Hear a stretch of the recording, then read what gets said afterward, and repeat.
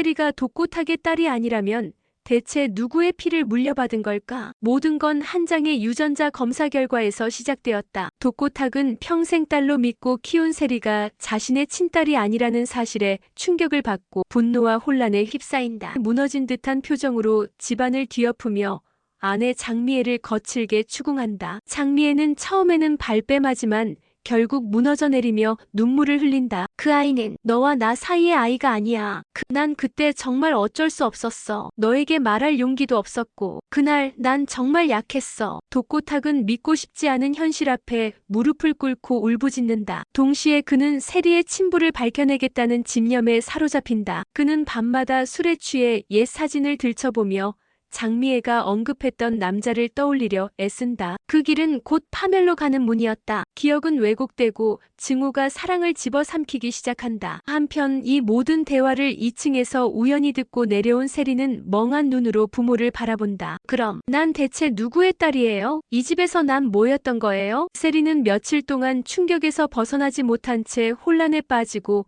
결국 짐을 챙겨 집을 나선다. 그녀는 친구 한봄의 집으로 향하고 한봄은 말없이 세리를 따뜻하게 안아준다. 그 순간 세리는 처음으로 울음을 터뜨린다. 한봄은 말없이 세리의 등을 두드리며 그 곁을 지킨다. 그 소식은 빠르게 술도가에 퍼지고 모두를 긴장하게 만든다. 오범수는 당황한 얼굴로 한봄에게 전화를 걸고 한결은 세리의 안부를 묻기 위해 집 앞을 서성인다. 술도가의 형제들은 알 수 없는 불안감에 휩싸이고 마광숙은 그 틈을 파고들어 뭔가를 감지한다. 이 집안 뭔가 더 큰 비밀이 숨어 있어. 그러던 중 술도가 뒤편의 오래된 저장고에서 낡은 일기장이 발견된다. 일기장은 장미애의 과거를 암시하는 내용으로 가득 차 있었고 거기엔 강하늘이라는 이름이 반복적으로 등장한다. 마광숙은 그 이름을 들춰보며 오랜 기억 속의 인물을 떠올린다. 설마 그 강하늘이?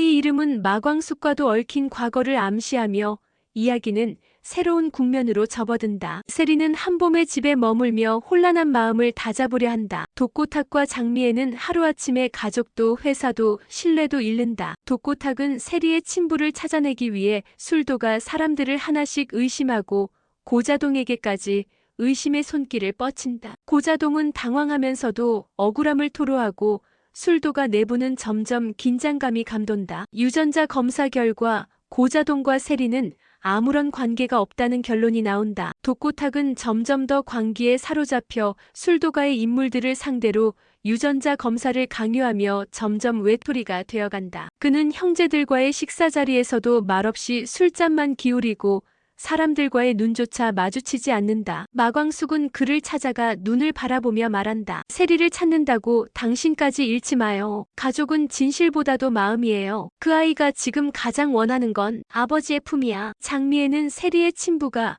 과거 술도가에서 함께 일했던 한 남자였다고 고백한다. 하지만 그는 이미 수년 전 외국으로 떠났고 현재 생사조차 알 수 없는 상황이다. 세리는 그런 엄마의 고백에 냉담하게 반응하며 자신은 이제 친부의 존재에 집착하지 않기로 결심한다. 그 사람도 엄마도 난 이제 내가 누군지를 내가 정할 거예요. 오범수는 조심스럽게 세리에게 마음을 고백한다. 내가 어떤 과거를 지녔든 널 있는 그대로 사랑해. 세리는 세리니까 나에게는 그게 전부야. 그 고백은 세리의 마음에 잔잔한 파문을 일으킨다. 한편 한결은 한봄과의 관계 속에서 세리를 향한 감정을 숨기지 못하고 갈등한다. 그는 세리의 곁을 지키며 애써 친구로 남으려 하지만 마음이 앞선다. 이런 감정은 곧 한봄과의 관계에도 미묘한 균열을 만들어낸다. 세 사람의 감정은 얽히고 설키며 새로운 갈등의 씨앗을 틔운다. 독고탁이 세리의 친부를 찾기 위해 집착할수록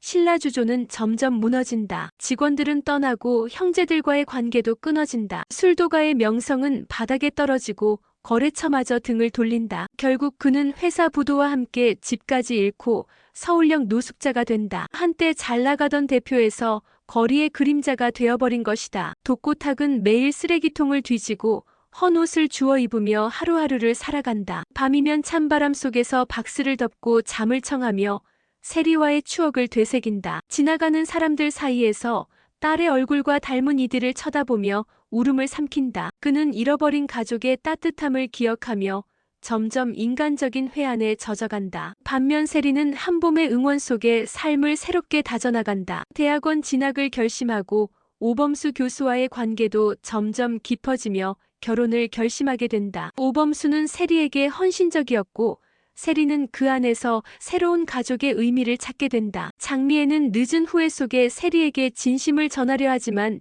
세리는 엄마, 이제 우리 각자의 삶을 살아요. 용서라는 단어는 아직 무겁지만 더 이상 미워하지는 않을게요라고 담담히 말한다. 장미애는 눈물을 흘리며 고개를 끄덕이고 세리의 선택을 존중하기로 한다. 서울역에서 노숙 중인 독고탁은 우연히 한강다리 위에서 자살을 기도하던 노인을 구한다. 그 노인은 과거 장미애와 엮였던 바로 그 남자, 세리의 친부였다. 기적처럼 이어진 인연 속에서 독고탁은 그에게 세리의 존재를 알린다. 남자는 잠시 말이 없더니 눈물을 흘리며 말했다. 그 아이, 살아있었구나. 날 닮았나요? 그 순간 두 남자는 말없이 강물 위로 시선을 던진다. 그 속에는 후회, 용서, 그리고 잊지 못할 사랑이 고요히 흐르고 있었다. 서울역에서 세리의 친부를 만나고 돌아온 독고탁은 며칠을 말없이 지낸다. 그와 마주한 진실은 독보다 쓰고 눈물보다 무거웠다. 그는 자신이 파헤친 진실이 결국 아무도 행복하게 만들지 못했음을 깨닫는다. 한편 세리는 오범수와의 결혼을 준비하며 조금씩 일상을 회복해간다. 하지만 세리의 마음속에는 여전히 채워지지 않는 빈자리가 있다. 어느 날 결혼식 청첩장을 정리하던 중 세리는 우연히 장미의 일기장을 다시 펼쳐본다. 거기엔 이전에는 보지 못했던 한 장의 사진이 붙어있다. 사진 속에는 장미의, 세리의 친부, 그리고 또 다른 남자, 바로 젊은 시절의 한동석 회장이 함께 있다. 세리는 혼란에 빠진다. 이 사진, 대체 무슨 사이였던 거야? 세리는 한동석을 찾아가 사진을 보여주며 묻는다. 한동석은 사진을 보고 짧게 숨을 들이킨다. 이걸 어디서 났지? 세리는 날 선 목소리로 묻는다. 이 사진 속 사람들이 전부 엄마와 관련 있다면 혹시 회장님도 뭔가 아시나요? 한동석은 망설이다가 입을 연다. 강하늘. 그 사람은 내 대학 동기이자 내 첫사랑을 빼앗아간 남자였어. 세리는 충격을 받는다. 그러면 엄마도 그 사람을 사랑했어요? 한동석은 고개를 돌리며 중얼거린다. 사랑인지 집착인지 아직도 모르겠다. 이야기는 점점 과거로 거슬러 올라간다. 1990년대 초 강하늘, 한동석, 장미애는 같은 동아리에서 활동했다. 그들의 삼각관계는 한 사건을 계기로 비극으로 치닫게 되었고 결국 장미애는 술도가를 떠나 사라진다. 그리고 1년 후 세리가 태어났던 것이다. 그 시절의 기억이 담긴 또 다른 일기장이 이번엔 술도가 창고의 오래된 항아리 속에서 발견된다. 그것은 고자동이 보관해온 것이었다. 마광숙은 고자동을 추궁하고 그는 말없이 일기장을 내민다. 난 지키고 싶었어. 당신들과는 다른 방식으로라도. 일기장 속의 내용은 충격적이다. 장미애는 세리의 친부가 강하늘일 수도 있지만 한동석일 수도 있다는 혼란을 털어놓고 있었다. 날짜상으로 양쪽 가능성이 모두 존재했기 때문이다. 마광숙은 이 사실을 알고 오범수에게 조심스럽게 말한다. 세리가 당신과 결혼하기 전에 꼭 이걸 알아야 해요. 당신도 그 아이도 준비가 필요하니까. 한편 세리를 잃은 후 방황하던 독고탁은 다시 한번 그녀를 만나기 위해 결심한다. 그는 오범수의 연구실 앞에서 세리를 기다리며 편지를 꺼낸다. 편지에는 그가 세리에게 전하고 싶은 진심이 담겨 있다. 내가 누구의 피를 물려받았든 그건 이제 중요하지 않다. 너는 내 딸이었다. 내가 사랑한 내 인생의 전부였다. 편지를 받아든 세리는 말없이 눈물을 흘리고 그렇게 또 하나의 용서가 시작된다. 한편 신라주조 내부에는 편지 유출과 관련된 내부 고발자가 있다는 소문이 돌며 모두가 서로를 의심하기 시작한다. 고자동은 이 집안 참으로 복잡하구먼 진실이 드러나는 건 좋은 일이지만 이러다 피 터지는 건 아닌지 모르겠어라며 씁쓸한 한숨을 내쉰다. 오흥수는 마광숙과 함께 과거 CCTV 백업 영상을 복원하기 위해 구형 서버를 뒤지기 시작한다. 당시의 공장 출입 기록과 작업 일지를 추적하며 점차 사건의 실체에 다가간다. 영상 속에는 오장수가 사망 당일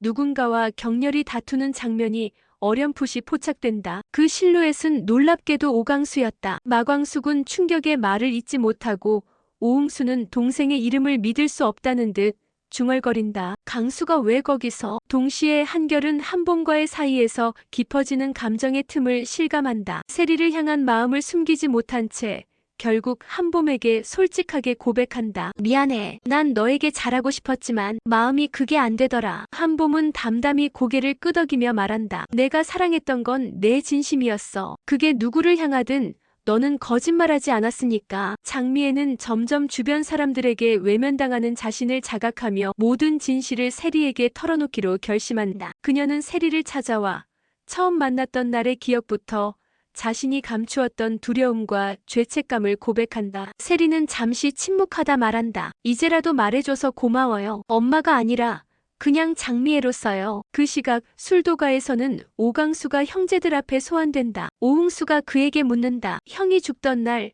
왜 거기 있었어?